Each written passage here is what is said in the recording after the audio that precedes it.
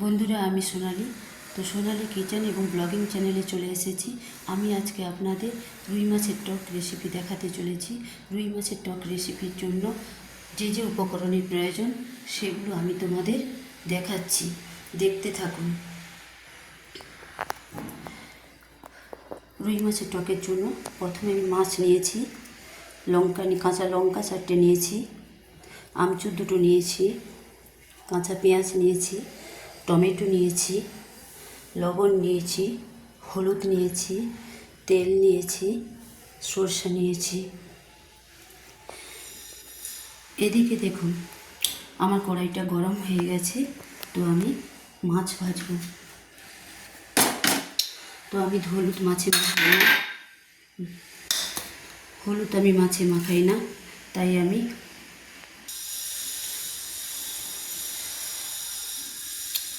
কড়াইতে হলুদ দিয়ে দিচ্ছি। প্রয়োজন মতো হলুদ দিয়ে দিলাম। এবার মাছগুলোকে ছেড়ে দিচ্ছি।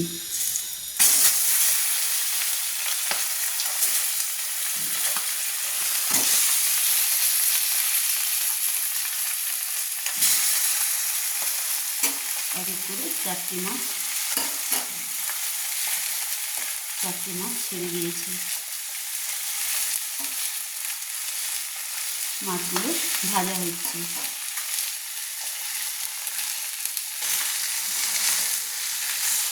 দেখুন মাছটা আমার লাল লাল করে ভাজা হয়ে গেছে। এবার আমি মাছটা নামিয়ে নিচ্ছি।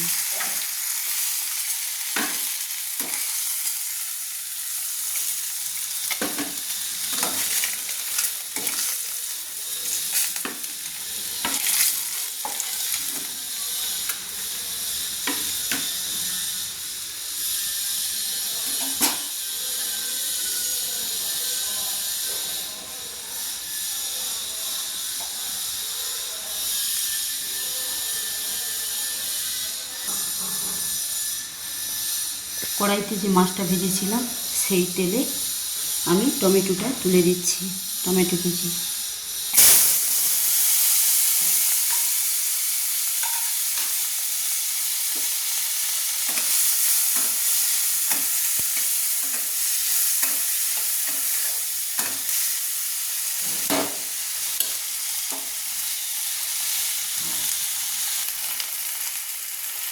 টমেটোটা আমার ভাজা হয়ে গেছে। আর আমি যে সরষেটা পেস্ট করে, সরষে কাঁচা লঙ্কা পেস্ট করে রেখেছিলাম সেটা তুলে দিচ্ছি।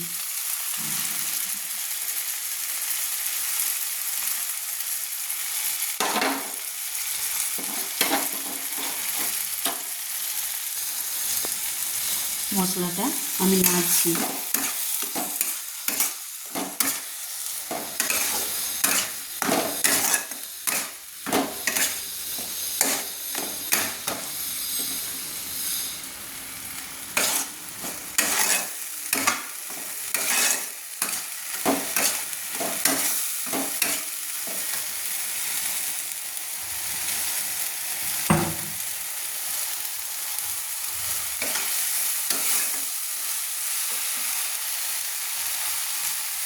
প্রয়োজন মতো হলুদ দিয়ে দিচ্ছি।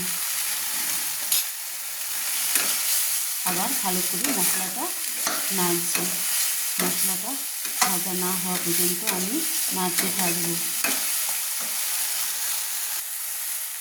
দেখুন বন্ধুরা, মশলাটা আমার ভাজা হয়ে গেছে। তো মশলা থেকে তেল ছাড়ছে। তো আমি 2টো আমচুর ভিজিয়ে রেখেছিলাম, সেই আমচুর 2টো কড়াইতে দিয়ে দিচ্ছি। একটু নেড়ে নিচ্ছি।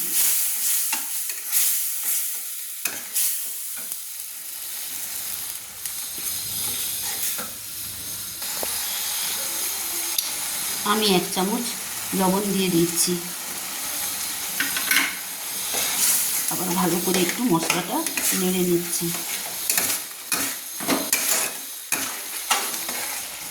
মশলাতে আমি এবার জল ঢেলে দিচ্ছি প্রয়োজন মতো। 1 বাটি জল নিলাম।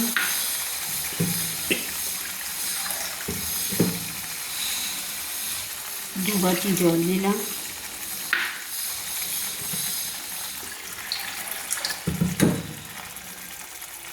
3 বাটি জল দিলাম।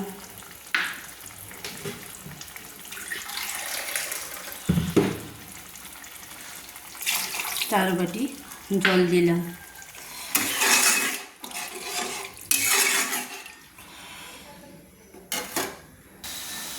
দেখুন বন্ধুরা, টকটা আমার ফুটছে, তো আমি মাছগুলো এক এক করে টকে তুলে দিচ্ছি।